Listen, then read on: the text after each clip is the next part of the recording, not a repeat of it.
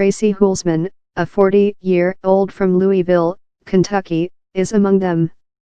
A self-described moderate Republican, Hulsman said she's particularly concerned about the divisiveness she feels the president promotes on social media. "It's scary in 2017 that we are in what seems like a worse place in terms of division," said Hulsman, who did not vote for Trump in last year's election.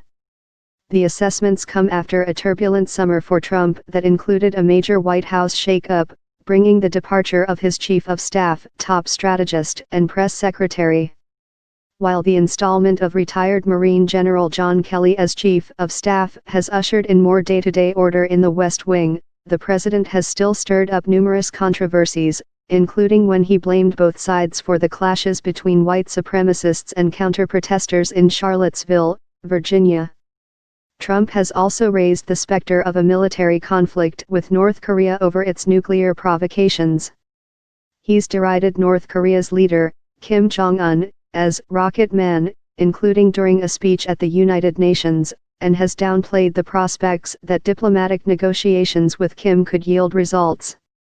Despite his electoral success, Trump struggled as both a candidate and now as president to broaden his base of support beyond his ardent supporters. The loyalty of his core backers has been enough to keep Republican lawmakers largely in line, but party operatives are closely watching Trump's support among GOP and independent voters ahead of next year's midterm elections, when the balance of power in Congress will be at stake. Republicans took another hit last month when they failed for a second time this year to pass an overhaul of the nation's health care law. GOP leaders tried to rush votes on the complicated legislation, leaving many voters unsure of what was in the package. "They never seemed to present a bill to people that you could actually look at the details of and the pluses and minuses of it," said Dennis Cronin, a 67-year-old independent from Wenham, Massachusetts.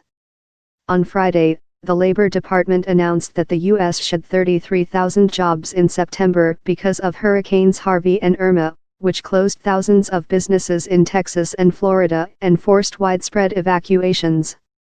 It marked the first monthly hiring drop in nearly 7 years.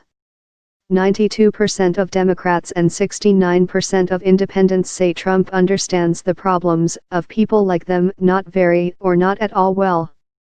Even among Republicans, only 42% say he understands them very well, while 32% say he does moderately well. Respondents were first selected randomly using address-based sampling methods, and later interviewed online or by phone. Follow Julie Pace @ and Emily Swanson @